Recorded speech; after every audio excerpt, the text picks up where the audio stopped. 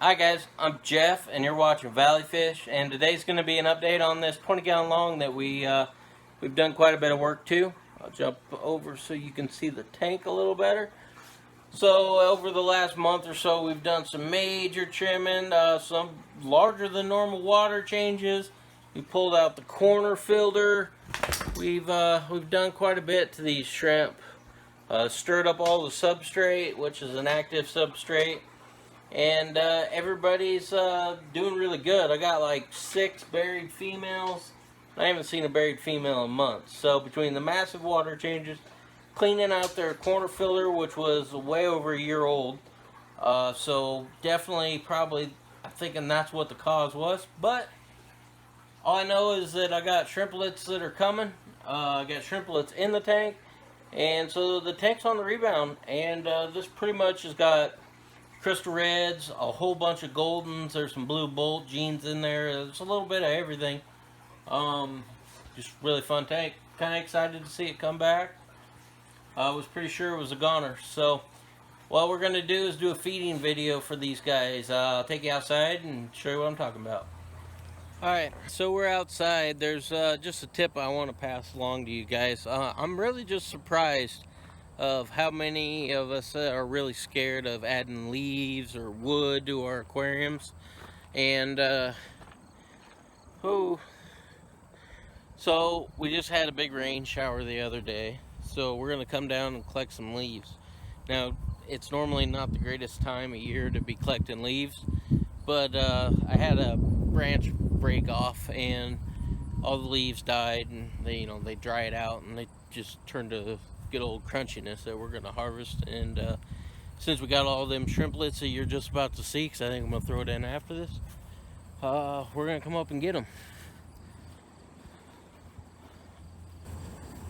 Alright, so you can see this whole branch here is dying off for whatever reason. The rest of the tree's healthy, but all this is mulberry. So all I do, if you're not short like me, you come up and you grab a whole bunch of them. Now, you don't want to go crazy, I guess, but every day I've been just, not every day, about every 3 days, been coming and getting some handfuls. And I got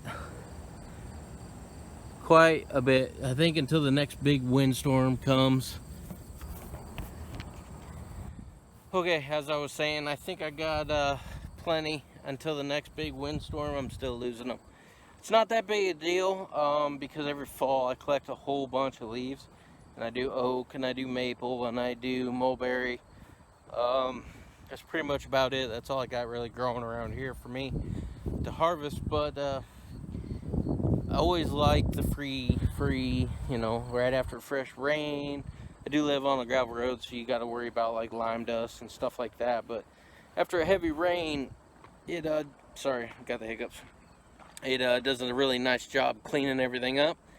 And I just like to grind them to little teeny tiny pieces. Or, I don't like to go crazy with it, but I do like the every once in a while you get a, where am I going? Okay, I like adding a few of the green leaves just so that they break down slower and they look really nice in the tank.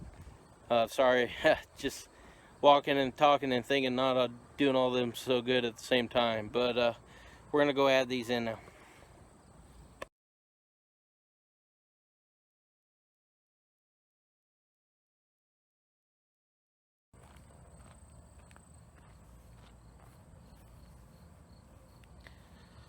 Yep, back outside again because was grinding up them leaves for you guys and wasn't recording, so that didn't work out well.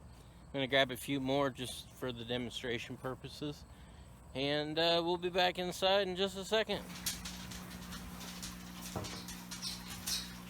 Okay, gonna try not to get the phone wet. So anyways, there's a handful that I collected today. Okay, you can probably see down in the water that there's already leaves, but just pretend that they're not there. So this is like attempt number 3 on grinding the leaves for you guys. So the phone is yelling at me that it's gonna die. So if we don't get the video, we don't get the video. But this is all I do. Grind up real easy. Just turn it to a powder.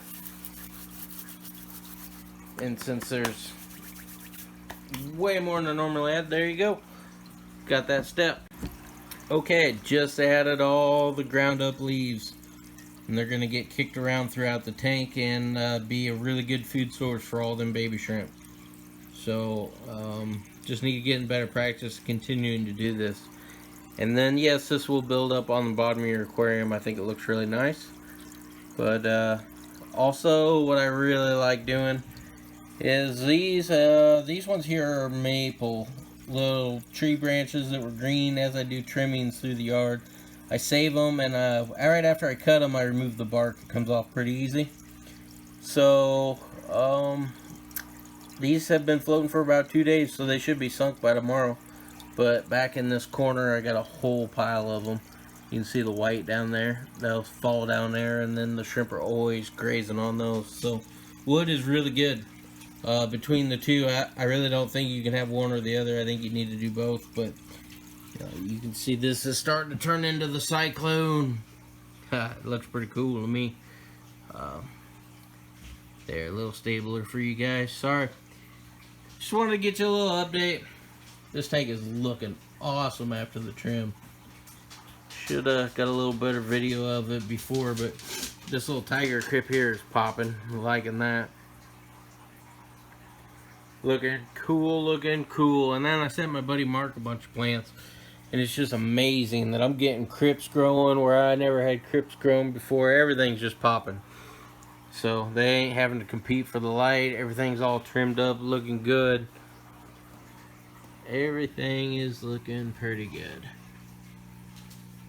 So I like it. Anyways, the shrimps are coming back. Pretty excited about that. Tank's looking really good. The shrimps are all coming out now that their ultimate food source is in there. There's a really big buried one. So I wish when I showed this tank that it was just a massive explosion of shrimp. There's quite a few in there, but you got to be sitting here a while enough to see them come through. It's really not the greatest quality colony for showing, but I just want to show you. There's a female with a whole bunch of eggs. And I think this one next to her too's got eggs. But they've been dropping the last couple days, so that one that you just seen looked like she didn't have very long before, because they were just basically falling out of her. So it's cool. Very cool. But there's the tank. So, if you remember, I told you I'm really trying to, got it way zoomed in, but this is like a 2-day-old shrimper.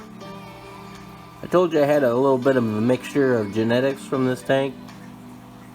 Help me out. I'm not really sure what you would call that. Definitely not a crystal red shrimp. I think it's like a pinto, but the striping on the back is definitely different than anything I've seen, and I had to zoom in. If you look at the pieces of ADA, he is just tiny. So I'll be excited to see what he grows out to be. I realize that it's looking at nothing, but there's just little shrimplets popping up everywhere. Like one there. One there.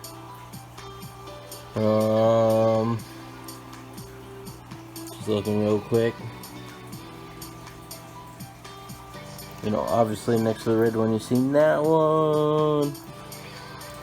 And you know, since the substrate, sorry, excuse me, since the substrate's no longer buffering the water, I believe. You know, adding that leaf litter like I've been doing, I believe is going to be driving the pH down. Now you can see the tank. Well, in here it looks crystal clean. It's kind of got a yellowish tint to it right now. By no means do I don't dislike tannin water. I think that everybody should have at least one like black water tank just for fun, but just a different look. But if it's going to help out the shrimpers, I'm going to continue doing it. So, I'm just going to throw this in on the video.